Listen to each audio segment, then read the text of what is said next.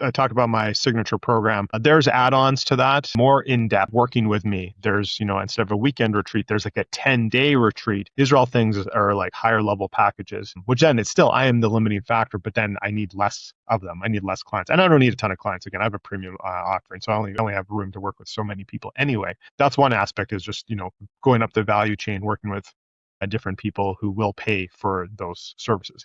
The other is like building my, I've been in a couple collaboration books, international best-selling author ×2. My own book will be handing to the manuscript here in 26. And then, again, the speaking, maybe there's media stuff. So at some point, there'll probably be a media division of my business as well. Publishing for sure. That's the next thing.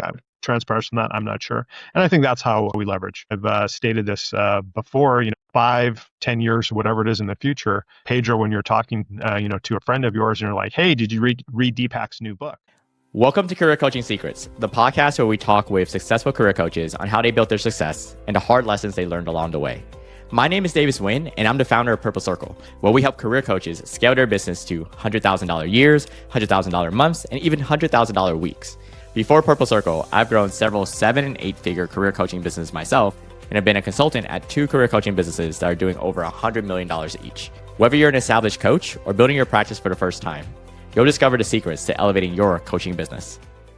Welcome to Career Coaching Secrets Podcast. I'm Pedro, and today's guest is Deepak Saini, founder and CEO of Deepak Saini Health, a performance and health strategist who helps founders and executives stay sharp, energized, and resilient as they scale. He works with high-performing leaders who've built success through relentless drive, but want their health, clarity, and stamina to keep pace with their ambition. Through his TI methodology, he blends advanced science with mindset and long-term strategy to protect health span, sharpen decision-making, and prevent burnout.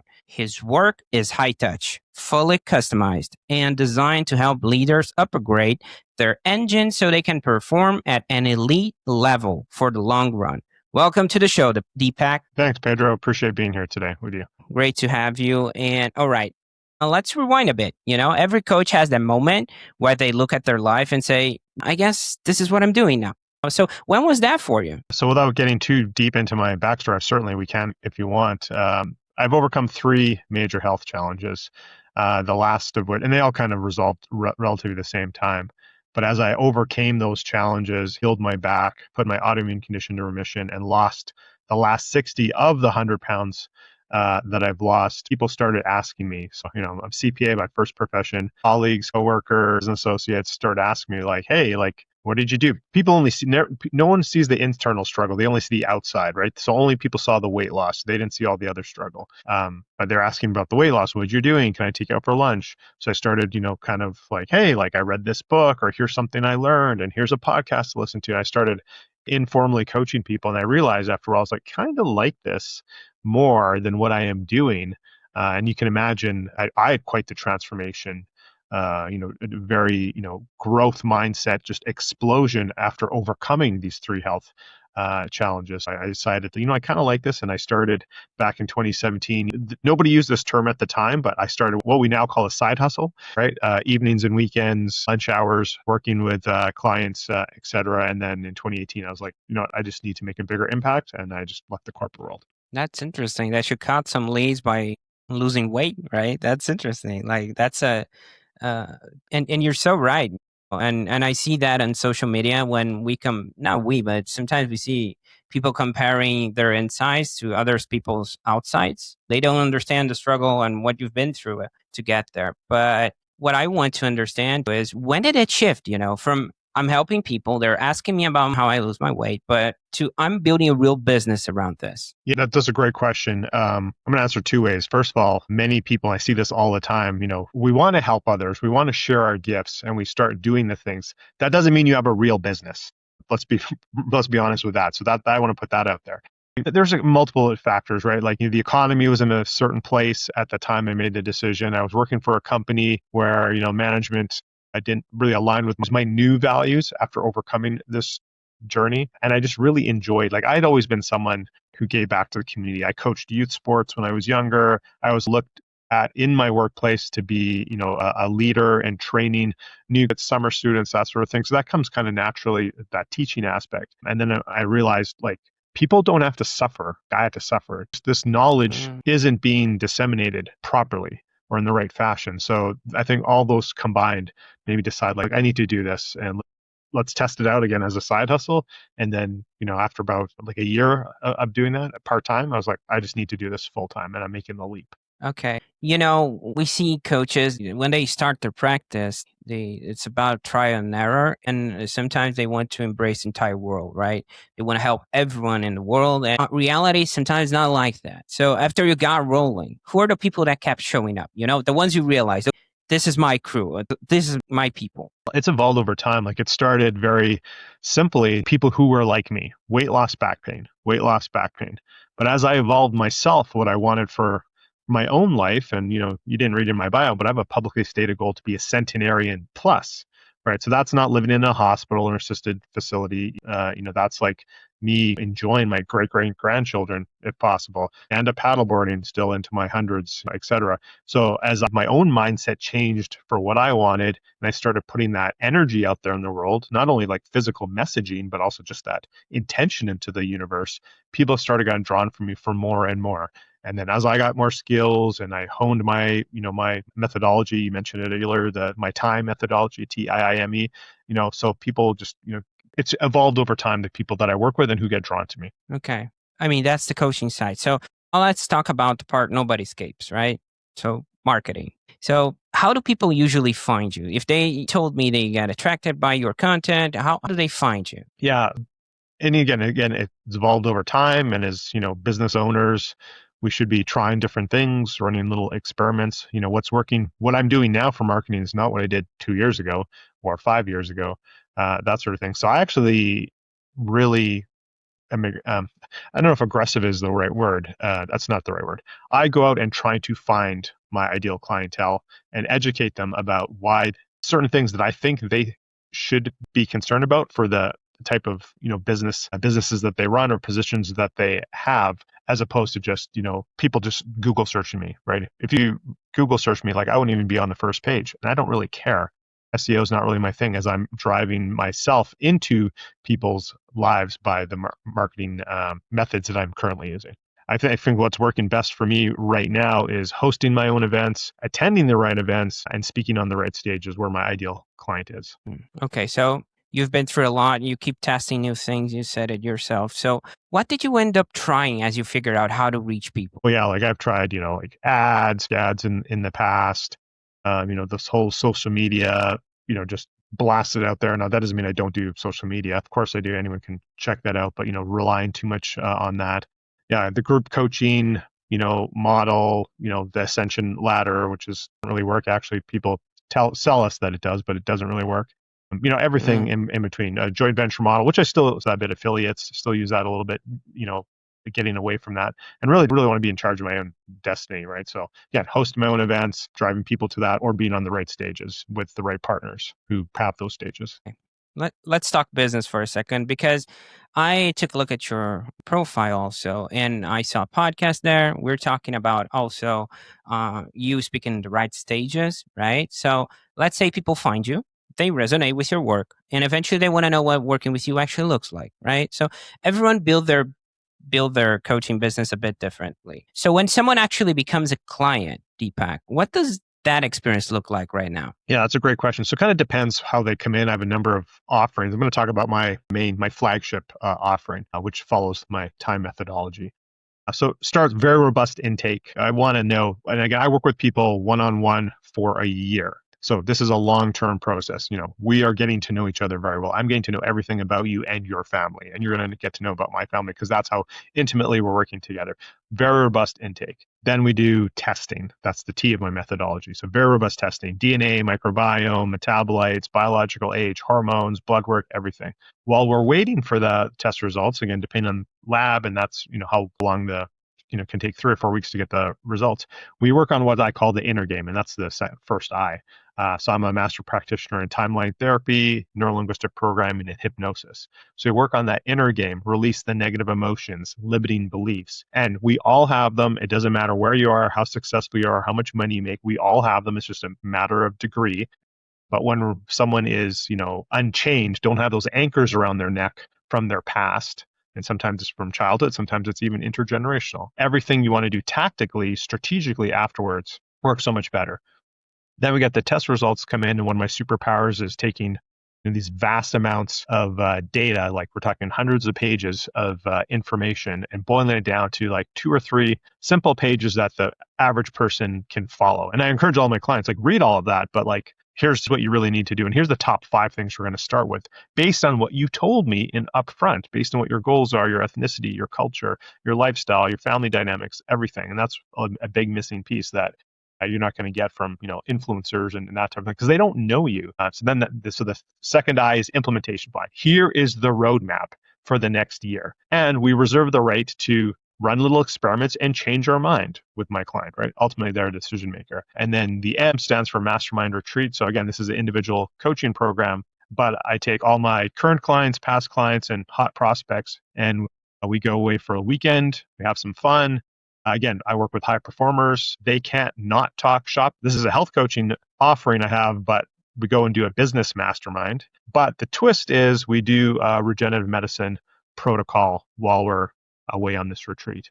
And then the last E in the time methodology is evaluate. We retest some key markers, including biological age. And if my clients do the work, and most of them do, they're at least 10 years biologically younger than when we started. So that's kind of my flagship program. That's what it looks like to work with me. There's some other elements there, but we could talk all day on that. So I'll leave it at that. Wow. Yeah. I mean, your work seems pretty hands-on. We're talking about one-on-one. We're talking about analyzing data from test results, hypnosis, you speaking on stages. So how do you think about capacity so you don't stretch yourself too thin? That's a great question. And I understand this. I am my own limiting factor for sure, because there's only so much I can do that effort. Now, as we've gone through the last year and into the future, again, I mentioned, alluded to earlier, like, are you actually running a business, right? So I have team members. We're going to be adding more people or expanding their capacity. We've implemented systems so that things can be, some things can be automated. Some of that outreach can be automated. It's not necessarily me, so that my team, the highest leveraged time for me is actually working with my clients. At some point, and we still, once we put these systems in, we still have room for growth where I still have the capacity. At some point, we'll cap that out. Might be the year after, and then at a point we have to like change the model up a little bit. That could look like a bunch of different things. It could be bringing on associate coaches to do some of the work. I have some ideas, but I'm not going to give it all away right now. Oh, yeah, sure. One thing every coach wrestles with that at some point is pricing. And I'm not talking about hard numbers here, okay? It's because how they package their work. Because, I mean, that's something that we see most coaches, which our audience is composed of coaches and people are looking for coaches, right? So sometimes pricing, it's like a taboo that there's also something of a self-worth idea 100%. attached to it. Yeah. How do you think it about today? And were there any lessons along the way that shaped how you landed where you are? Yeah. Well, first off, most new coaches, myself included, price way too low. We totally undervalue because we have, imposter syndrome, or, we have our own money stories or what have you. I see people all the time. They'd be colleagues. I meet them in networking events. Some of them actually hire me, not for the health part, they're health coaches themselves, but to like do that inner game work so that they can like show up better and actually charge what they're worth. It's really, again, those money stories. Ironically enough, this morning, I'm having a conversation online with somebody who's supposedly a Reiki money manifestation coach, and they're struggling. And I was like, you got your own money problems. You're trying to help people with their money problems. You're never going to get anywhere because you have your own money problems, and you need to deal with that first. And I was just being completely honest with her. So we all have our own money stories, or pricing stories, or self-worth, or not unworthy, unlovable, whatever, all these limiting beliefs. Until those get dealt with, we can't really step into what we are worth charging. But then the second part is like, you actually have to solve a real problem. There's a lot of people out there, not to poo-poo anyone, who like your program or your offering, like nobody wants that. Maybe the one person that asked you for help one time, and then you decided, I'm going to build a business around this one person, but the market is not actually there. So you have to solve a real problem. and that many people want to solve. And then what's that problem worth to them? Not even in hard numbers, but eventually gets down to hard numbers so that you can charge something that's makes sense and you can make a living from it. So. Okay. I love how you count out that coach, hey, practice what you preach first, right? Yeah. Yeah, that's interesting. Okay. I mean, that's a solid look on how you approach pricing and structure. Now, I'm curious about where you're taking all this. I know we kind of brushed into it, like, hey, I'm looking to possibly hiring someone or something like that. You don't want to spill it out all out in the podcast, but looking ahead, where do you see the business going? You're thinking about scaling, hiring. Is there any next step you're excited about? Yeah, You don't absolutely. have to give details. Yeah, no, that's totally fine. So, I talked about my signature program. There's add-ons to that. There's more in-depth working with me. There's, instead of a weekend retreat, there's like a 10-day retreat. These are all things that are like higher level packages, which then it's still, I am the limiting factor, but then I need less of them. I need less clients. And I don't need a ton of clients. Again, I have a premium offering, so I only have room to work with so many people anyway. That's one aspect, is just, going up the value chain, working with different people who will pay for those services. The other is like building my, I've been in a couple collaboration books, international best-selling author ×2. My own book will be handed to the manuscript here in 26. And then, again, the speaking, maybe there's media stuff. So at some point, there'll probably be a media division of my business as well. Publishing for sure. That's the next thing. Transparency from that, I'm not sure. And I think that's how we leverage. I've stated this before, 5, 10 years, whatever it is in the future, Pedro, when you're talking, to a friend of yours and you're like, hey, did you read Deepak's new book? I want your friend to go, oh, which one, Saini or Chopra, right? So that's kind of where I'm kind of heading to, where we're building the brand and then empire. So that's not necessarily reliant all on individual coaching. Interesting. Okay. And of course, whenever we're aiming toward the next chapter, right, the book that you mentioned and expanding the business, there's always something we're refining in the present. Like, what are you currently trying to improve or tighten up in your business right now? Yeah, great questions. Very timely. So again, I have a premium offering, and that's always not for everyone. And targeting that type of clientele, that's always, a challenge for anyone, regardless of who we're targeting with our marketing. So then it's like, what is the downsells? What is something, that I can, you get someone through your sales pipeline, and they're not quite the right fit for, the flagship program or even the up one, or what are the downsells? And that's something I've been tweaking just recently. And I've got a couple stage events. 2 I'm hosting myself, 1 I sponsored to speak on stage coming up in the first half of 26. And so I'm trying to really working on refining what that digestible first offering is for that clientele that still serves them, but also has enough profit margin to run it as well. Right? Okay. So I want to switch gears for a second and do something different here. If you're down for it, I got a quick game for you. I'm down for anything. Okay. We'll look at this through the lens of business investments. Okay. Things like coaching, training, marketing, team, masterminds, you name it. So it's simple. Okay. I'll give you 4 prompts and you tell me the first thing that comes to mind. If there's a story behind it, even better. Okay. Okay. Let's go. So what's the first business investment you remember making? Great question. I've made so many mistakes in business, especially when I started. And that's part of why I tell people, don't make all the dumb mistakes Deepak already made for you. Learn from my mistakes. I did a bunch of stuff investing in things, but now I wouldn't even classify them as investments. Then I did. Site design. Oh, here's a really dumb one. This is a good example. Way back when I started, spent all this time with my logo and what's my tagline and blah, blah, blah. I got up all these t-shirts made, thinking that thought process being, I'm just going to walk around and it's naturally going to spur a conversation with people looking at my t-shirt, my company logo, my tagline, my website, everything on the t-shirt. And that'll lead to conversation about, and I get clients that way.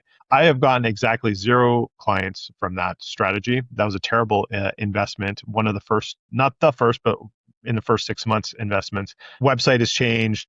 Branding's changed, everything. Now they're just, I got a box of these t-shirts. They're just like gardening shirts or pajamas tops now. Yeah. Well, in a way, it makes sense because people approached you, hey, Deepak, how you lost so much weight, right? So you have that mentality that you're going to have some conversations started with the logos and the t-shirts. So it makes sense in a way. But at the same time, I think losing weight is more impactful, right, than putting a t-shirt. I think that's possibly what happened. I'm not sure. I don't want to put words in your mouth. Yeah, right? I think we're just probably some of that, probably just some misguidedness and not knowing, right? Like I mentioned, I was a CPA first profession, so I'm a pretty smart cookie. But going from like working for large corporation as an accountant to being a solopreneur in the digital marketing space is completely different. So like I didn't even know what I didn't know, right? There's probably things I still don't know. Okay. So second prompt, what's the most recent one you made? Investment. Earlier this week, I bought a stage spot for next year. Stage spot. Okay. So I basically committed a dollar amount to, I live here in Canada. I'm flying to San Diego to speak at an event to 60 to 100 of, near ideal clientele. And the price was very reasonable. It was a no-brainer. Okay. Best financial business investment you have made and why? In my business or personal? Coaching space. I would say, I'll put a caveat on it. I'll say probably joining the right mastermind group, not only for support, that's probably the biggest thing. I do see some financial impact, but that's a long game.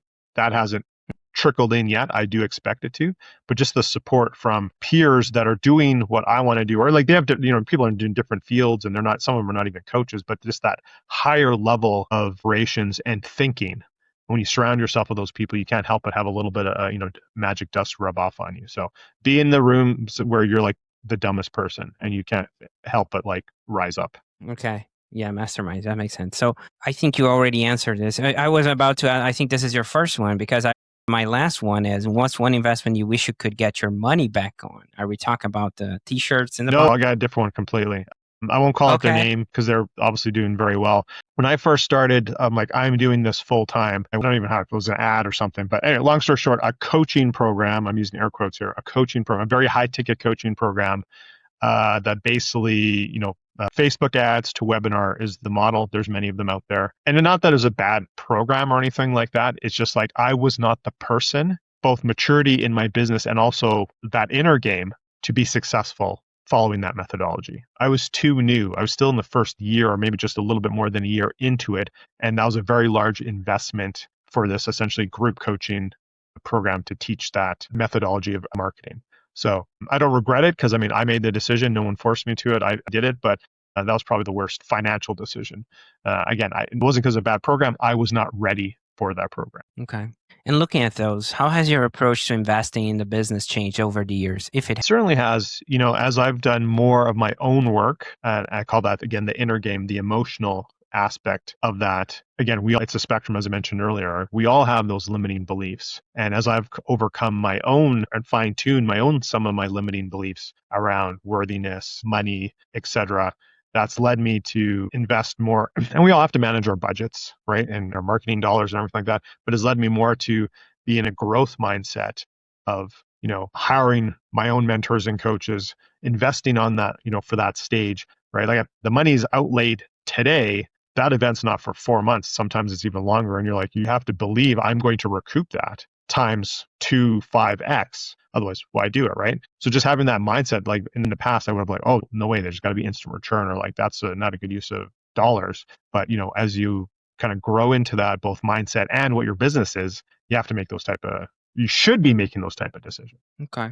I think I want to tap into your experience for a second, because people listening can really benefit from this. You've been in the game long enough to hear all kinds of business advice, right? So some that sticks and some that really doesn't. And there's a lot of trial and error in what you told us today. So what's one piece of business advice you hear all the time that you think is overrated or misunderstood? I could go so many different ways with this answer. I'm going to be mindful Top of time. mind.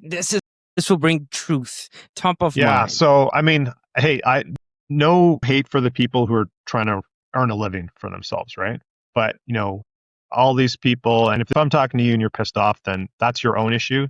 Don't send me hate mail, okay? This is your own issue. Deal with your own emotions. But these people who trying to sell us, and I get it, it's their job, it's their business, appointment setters, I can get you 10 calls of your ideal client, blah, blah, blah, in the next 60 days, and I can take you from this to 10K months or whatever, all the promises, right? All this type of things. First off, like you actually look at these profiles and these people are like broke themselves. So like you're promising these things for your clients and you're making no money. I see this all the time when I go to social media, right? I talked to this, I just mentioned that person earlier, right? Who's supposedly a whatever money type of coach and they're struggling with their own money type of thing. First off, you don't know my clientele. I have a very, and it's like, hey, if you're just running like, hey, I have a hardware store or something, that's easy to drive. Not saying it's easy. It's easier to drive traffic to like a brick and mortar or very something people know. As I described earlier, I have a very unique niche product for a very high-end niche clientele.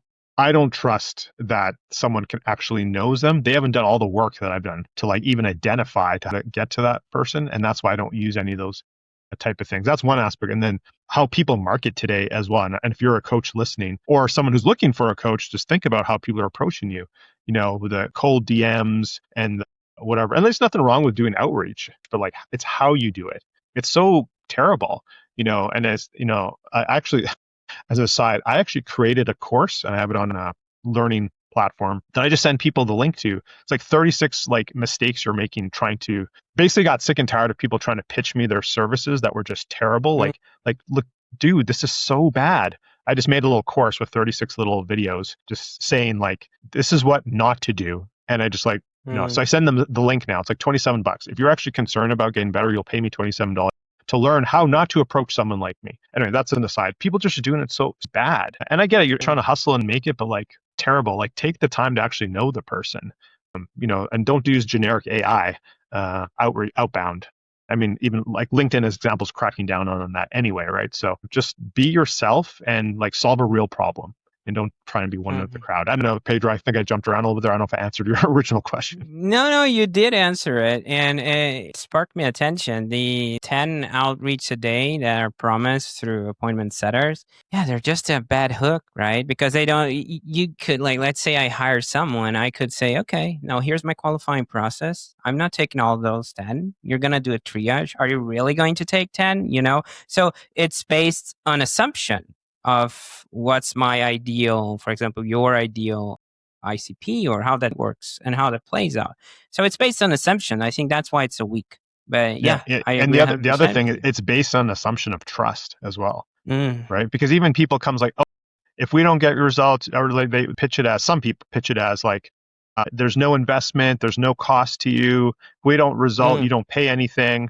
But then you actually dig in and call them on it. They're like, oh, well, you still have to pay them something. And if they don't, they're going to refund you. Well, look, the way you approach me, I actually have no trust that you will actually get my money back, that you will not, like, you're a fly by the night or you're a solopreneur, you're in the Philippines or wherever. It's like, I can't even sue you if I wanted to, right? Which I probably wouldn't. That's not my nature. But still, it's like there's just so many red flags. Like, I actually don't trust that you actually will keep your promise. So. Yeah, not to mention, sometimes they're using your own leads gen, right? So you already costed something. You had to generate those leads, so they're taking chances on leads you generated, so there's cost involved. No, I don't buy that either. So, okay. And on the other side, what's a piece of advice you wish more people actually took seriously? From a marketing point of view? I think business advice, like we were talking about advice that is overrated, right? Or misunderstood. And we talked about the setters and how they handle that. But what do you think coaches should be working on that they're not actually doing? Yeah, I'll take this in two different angles here. Very timely. Number one, I have this rule myself that I won't hire my own coach and mentor if they don't have a coach and mentor. And I know this sounds like a pyramid game at some point, right? But at some point you want to be working with somebody who their mentor is, some like 90-year-old man who's like a billionaire who's like done everything, or a woman, whatever, right? That's done everything in their life and they're just like giving back freely. They don't even charge, right? But I think you need to be improving yourself as a coach all the time and have your own coaches, whether it be, I have someone who works with me on my personal, and I have two people that I work on marketing/business, right? I have 3 coaches and I pay them. These aren't just like, hey, let's swap. These are like, this is a real world transaction. Because when you exchange, money is a form of energy. When you exchange energy, you're telling the universe, like, I'm serious about this. So if I'm not going to hire a coach myself if they don't have a coach. So point being is like, you need to have your own coach. If you're struggling, you need to have a coach. That's one aspect. The second aspect is, this is more so in the health field than maybe other types of coaches. And everyone has their secret magic trick, right? Whatever it is, like, I did this and this healed me, so then I got trained in it and blah, blah, whatever. And they totally downplay anything else. So like, I'll be the first to admit, like, I think I have a very solid methodology built over so long, but I'm also like, you know what? I don't think you need me. It's not even a price thing, right? Like, yeah, maybe you can't afford my services, but there's also like, I think you could go do this on your own or whatever. I think too many coaches in this, particularly in the health space, think they have all the answers for everyone. And it's like, no, you need to send people away. Like, this is your secret sauce and you're really good. And don't think you can stretch and like, well, I could probably help them. And hey, even just talking to someone is going to benefit somebody, but that doesn't mean you can like actually solve their problem and and I think that's a scarcity mindset was like, I just need to try and collect as many clients as I can. I'll try and make what I do stretch and fit. It's like, no, hand people off, have strategic partners, have referral partners, affiliates, whatever, then pass people off, too many. And like, unless you've gotten, here's one that I get all the time. Unless you have gotten proper training in nutrition, like too many like personal trainers, like, oh, I offer nutrition too. And it's like, you're not trained. And just because how you eat or how your nutrition looks like doesn't mean it translates to everyone else. Like even in my own family, we don't eat all the same way because we all have unique genetics and goals and everything like that. And that's, I think, the approach that, people in the health field should take and not trying to think I can solve everything. And that's just, I think that actually limits them in the long run when they have that kind of scarcity mindset. Yeah, I love that, and if someone listening wants to connect with you or follow your work, Deepak, where can people find you and connect with you? Yeah, I think the best connect with me on social media. Just, follow me. I'll follow you back, wave, say hi. Obviously, my website, I'm sure you'll share the links, everything like that. Yeah, just reach out if you want to further know more anything about my work or, how, and some advice and that sort of thing. Pedro, we didn't talk about it and I don't really advertise it at all, but I think I maybe alluded to it. Sometimes coaches, particularly in the health and wellness space, not necessarily, actually approach me about business coaching. Can you help me? And I was like, and I do, I work with them, but that's not my main thing. I shared what my flagship product is. But if anyone's struggling, like, just chat. I'm not trying to sell you anything. If I can help you in the right direction, great. I have a lot of mentors. Like, hey, you can hire my mentor. We can work together with the same mentor, whatever it is, right? I'll just do my best to serve people in the way that actually meets their needs at the time. That's very nice of you. So there were a few things you shared today that really stuck with me. I would point out the weight loss and people like asking you how you did it. And that start, I think that was very impactful and very interesting to hear, your story on it. Also, I really enjoyed hearing about your full circle type of approach. We're talking about test results. We're talking about hypnosis. So and the fact that they can get 10 years younger. I mean, wow, that's a big one, right? At least 10 years younger. At least 10 years younger. I'm just calling it a full circle.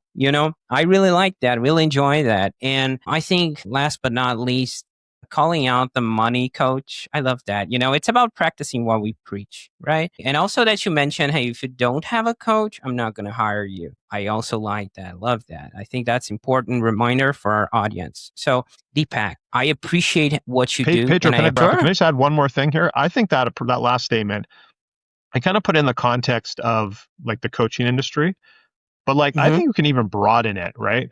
Like as an example, and this is top of mind because I'm kind of struggling with a repetitive use injury right now. My chiropractor, like, I'll go to someone, because I have this need, it's an immediate need. I just got to find somebody, and you build these relationships. I've been going with the same chiropractor since I had my back injury like 12 years ago. We have a great relationship, but like, here's someone who in his profession, he has mentors and he gets additional training. I know there's part of it as a professional, you have to do continuing education, but like, it's the fact that he has a mentor to help him grow as a person and as a business leader in his field. So I think that's an approach we should look at in all aspects who we're going to hire. And that might not always be possible. Your furnace goes or your plumbing goes, you just need to get the guy there, right? But over the long term, like, I think we want to work. I want to work with the best people who are up leveling themselves both personally and their skills. So I think that's just maybe more of a systematic approach that more people should look at. Oh, I love that. I love the fact that you interrupted me because that was so valuable, because we always see coaches through the coach's lens, and I think that's easier for us, right? But it widen it. You just widen it, and I like that. I think that's very impactful. So I appreciate what you do, Deepak, and I appreciate you being here and sharing so openly today. It was great having you. Yeah, thank you. I appreciate giving me the opportunity to speak and talking with you today. That's it for this episode of Career Coaching Secrets. If you enjoyed this conversation, you can subscribe on YouTube, Spotify, Apple Podcasts, or wherever you're listening to this episode to catch future episodes. This podcast was brought to you by Purple Circle, where we help career coaches scale their business to $100,000 years, $100,000 months, or even $100,000 weeks, all without burning out and making sure that you're making the impact and having the life that you want. To learn more about our community and how we can help you, visit joinpurplecircle.com.